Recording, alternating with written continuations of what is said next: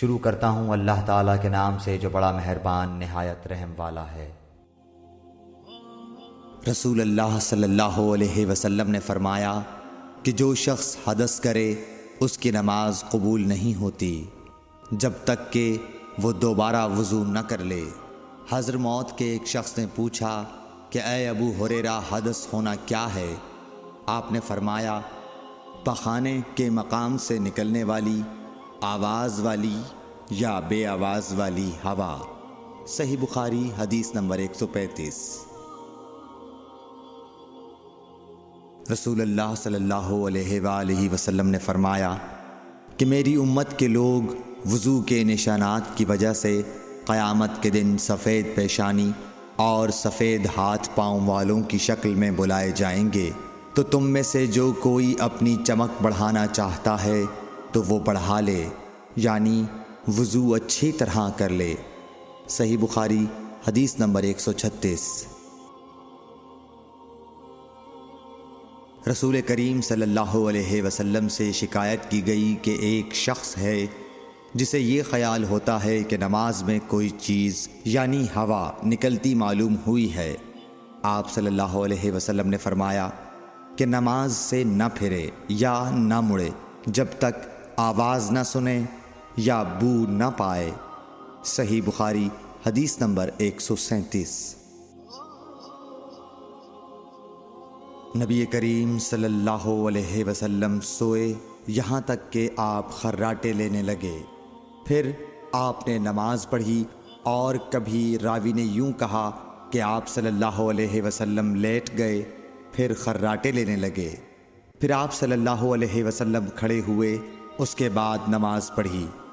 پھر سفیان نے ہم سے دوسری مرتبہ، ابن عباس رضی اللہ تعالیٰ عنہ کہتے تھے کہ ایک مرتبہ میں نے اپنی خالہ ام المومنین حضرت میمونہ کے گھر رات گزاری تو میں نے دیکھا کہ رسول اللہ صلی اللہ علیہ وسلم رات کو اٹھے۔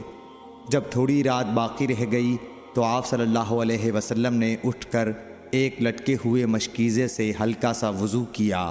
عمرو اس کا ہلکا پن اور معمولی ہونا بیان کرتے تھے، اور آپ کھڑے ہو کر نماز پڑھنے لگے تو میں نے بھی اسی طرح وضو کیا جس طرح آپ صلی اللہ علیہ وسلم نے کیا تھا، پھر آ کر آپ کے بائیں طرف کھڑا ہو گیا۔ اور کبھی سفیان نے ان یسارہ کے بجائے ان شمالہ کا لفظ کہا، مطلب دونوں کا ایک ہی ہے۔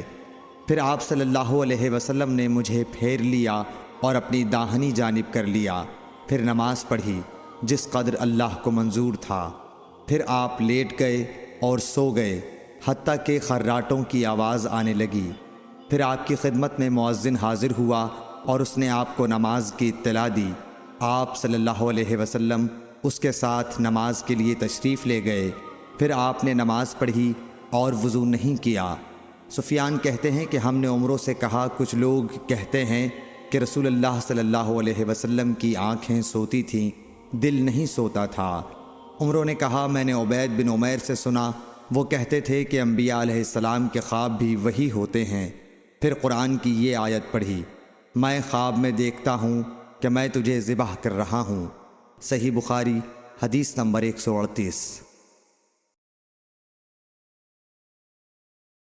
رسول اللہ صلی اللہ علیہ وسلم میدان عرفات سے واپس ہوئے۔ جب گھاٹی میں پہنچے تو آپ اتر گئے۔ آپ نے پہلے پیشاب کیا، پھر وضو کیا اور خوب اچھی طرح نہیں کیا۔ تب میں نے کہا یا رسول اللہ، نماز کا وقت آ گیا۔ آپ صلی اللہ علیہ وسلم نے فرمایا نماز آگے ہے، یعنی مزدلفہ چل کر پڑھیں گے۔ جب مزدلفہ میں پہنچے تو آپ نے خوب اچھی طرح وضو کیا، پھر جماعت کھڑی کی گئی۔ آپ صلی اللہ علیہ وسلم نے مغرب کی نماز پڑھی، پھر ہر شخص نے اپنے اونٹ کو اپنی جگہ بٹھایا، پھر عشاء کی جماعت کھڑی کی گئی اور آپ نے نماز پڑھی، اور ان دونوں نمازوں کے درمیان کوئی نماز نہیں پڑھی۔ صحیح بخاری حدیث نمبر 139۔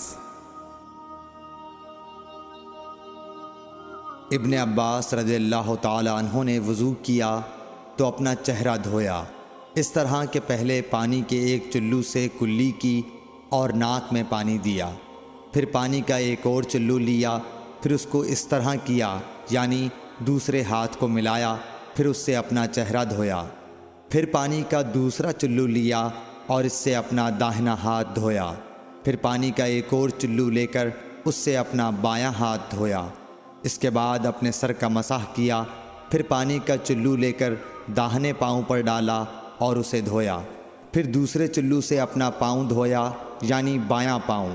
اس کے بعد کہا کہ میں نے رسول اللہ صلی اللہ علیہ وسلم کو اسی طرح وضو کرتے ہوئے دیکھا ہے۔ صحیح بخاری حدیث نمبر 140۔ نبی اکرم صلی اللہ علیہ وآلہ وسلم نے فرمایا، جب تم میں سے کوئی اپنی بیوی سے جمع کرے تو کہے اللہ کے نام کے ساتھ شروع کرتا ہوں، اے اللہ ہمیں شیطان سے بچا اور شیطان کو اس چیز سے دور رکھ جو تو اس جمع کے نتیجے میں ہمیں عطا فرمائے۔ یہ دعا پڑھنے کے بعد جمع کرنے سے میاں بیوی کو جو اولاد ملے گی اسے شیطان نقصان نہیں پہنچا سکتا۔ صحیح بخاری حدیث نمبر 141۔ رسول کریم صلی اللہ علیہ وسلم جب قضاء حاجت کے لیے بیت الخلاء میں داخل ہوتے تو یہ دعا پڑھتے، اے اللہ میں ناپاک جنوں اور ناپاک جنیوں سے تیری پناہ مانگتا ہوں۔ صحیح بخاری حدیث نمبر 142۔ ابن عباس رضی اللہ عنہ سے روایت کرتے ہیں، ابن عباس رضی اللہ تعالی عنہ سے روایت ہے کہ نبی کریم صلی اللہ علیہ وسلم پاخانے میں تشریف لے گئے۔ میں نے پاخانے کے قریب آپ کے لیے وضو کا پانی رکھ دیا۔ باہر نکل کر آپ نے پوچھا یہ کس نے رکھا؟ جب آپ کو بتلایا گیا تو آپ نے میرے لیے دعا کی اور فرمایا، اے اللہ اس کو دین کی سمجھ عطا فرمائیو۔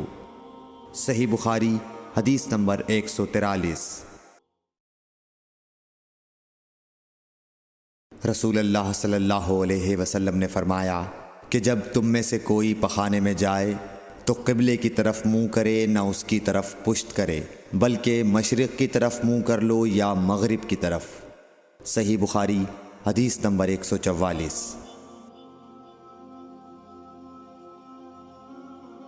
لوگ کہتے تھے کہ جب قضاء حاجت کے لیے بیٹھو تو نہ قبلے کی طرف منہ کرو نہ بیت المقدس کی طرف۔ یہ سن کر عبداللہ بن عمر رضی اللہ تعالی عنہ نے فرمایا کہ ایک دن میں اپنے گھر کی چھت پر چڑھا تو میں نے حضرت صلی اللہ علیہ وسلم کو دیکھا کہ آپ بیت المقدس کی طرف منہ کر کے 2 اینٹوں پر قضاء حاجت کے لیے بیٹھے ہیں۔ پھر عبداللہ بن عمر رضی اللہ عنہ نے واسع سے کہا کہ شاید تم ان لوگوں میں سے ہو جو اپنے چوتڑوں کے بل نماز پڑھتے ہیں۔ تب میں نے کہا اللہ کی قسم میں نہیں جانتا کہ آپ کا مطلب کیا ہے۔ امام مالک رحمۃ اللہ نے کہا کہ عبداللہ بن عمر رضی اللہ تعالی عنہ نے اس سے وہ شخص مراد لیا جو نماز میں زمین سے اونچا نہ رہے، سجدے میں زمین سے چمٹ جائے۔ صحیح بخاری حدیث نمبر 145۔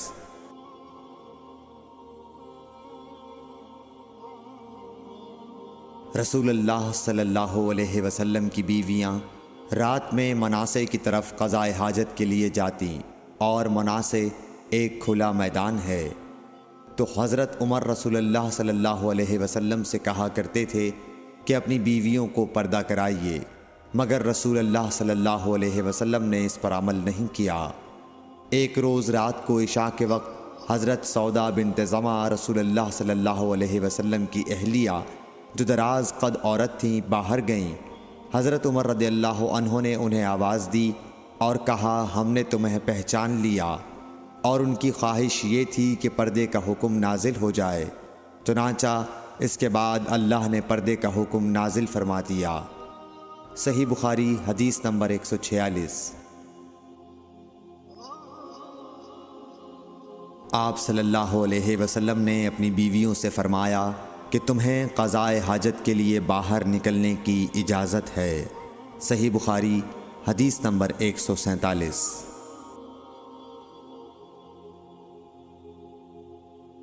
عبداللہ بن عمر رضی اللہ تعالی عنہ فرماتے ہیں کہ ایک دن میں اپنی بہن اور رسول اللہ صلی اللہ علیہ وسلم کی اہلیہ محترمہ حفصہ کے مکان کی چھت پر اپنی کسی ضرورت سے چڑھا تو مجھے رسول اللہ صلی اللہ علیہ وسلم قضائے حاجت کرتے وقت قبلے کی طرف پشت اور شام کی طرف منہ کیے ہوئے نظر آئے۔ صحیح بخاری حدیث نمبر 148۔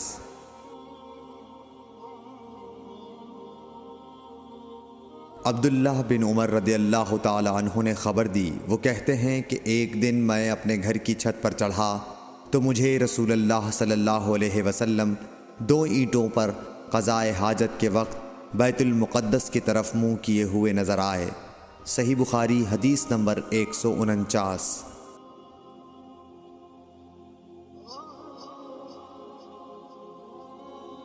انس بن مالک رضی اللہ تعالی عنہ کہتے تھے کہ جب رسول اللہ صلی اللہ علیہ وسلم رفع حاجت کے لیے نکلتے تو میں اور ایک لڑکا اپنے ساتھ پانی کا برتن لے آتے تھے، مطلب یہ کہ اس پانی سے رسول اللہ صلی اللہ علیہ وسلم طہارت کیا کرتے تھے۔ صحیح بخاری حدیث نمبر 150۔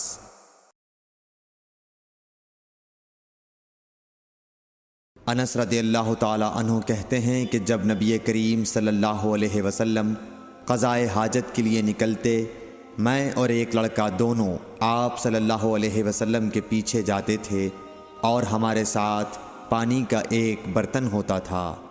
صحیح بخاری حدیث نمبر 151۔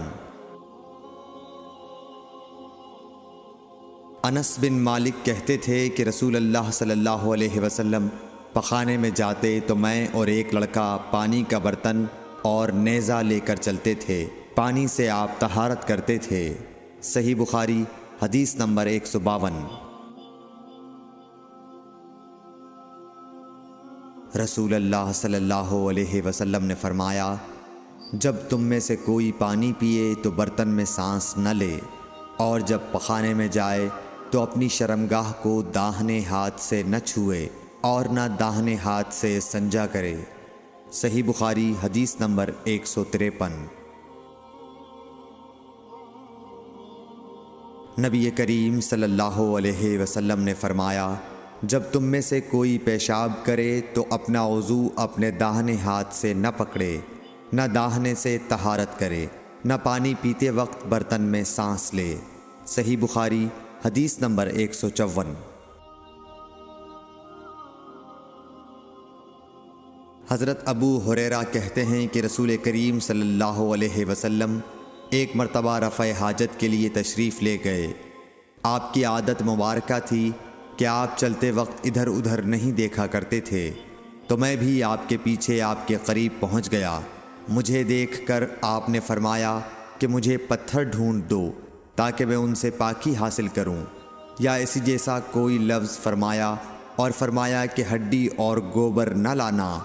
چنانچہ میں اپنے دامن میں پتھر بھر کر آپ کے پاس لے گیا اور آپ کے پہلو میں رکھ دیے اور آپ کے پاس سے ہٹ گیا۔ جب آپ قضائے حاجت سے فارغ ہوئے تو آپ نے پتھروں سے استنجا کیا۔ صحیح بخاری حدیث نمبر 155۔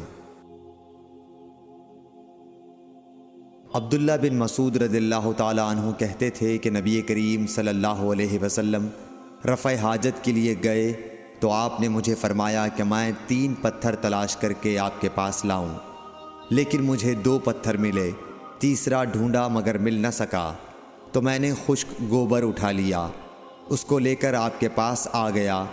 آپ نے پتھر تو لے لیے مگر گوبر پھینک دیا اور فرمایا یہ خود ناپاک ہے۔ صحیح بخاری حدیث نمبر 156۔ ابن عباس رضی اللہ تعالی عنہ کہتے ہیں کہ رسول اللہ صلی اللہ علیہ وسلم نے وضو میں ہر عضو کو ایک ایک مرتبہ دھویا۔ صحیح بخاری حدیث نمبر 157۔ حضرت عثمان بن عفان رضی اللہ تعالی عنہ نے پانی کا برتن مانگا اور لے کر پہلے اپنی ہتھیلیوں پر 3 مرتبہ پانی ڈالا، پھر انہیں دھویا۔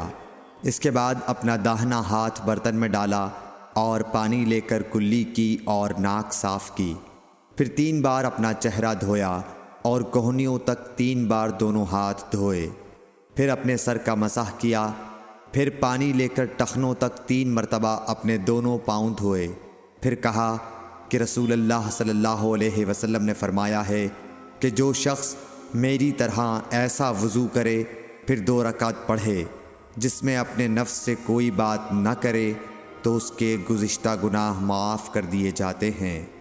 صحیح بخاری حدیث نمبر 159۔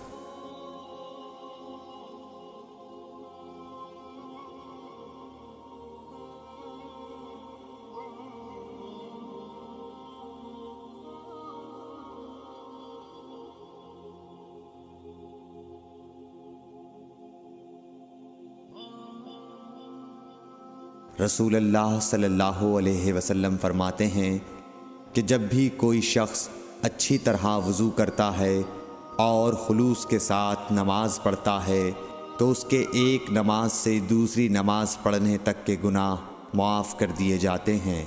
صحیح بخاری حدیث نمبر 160۔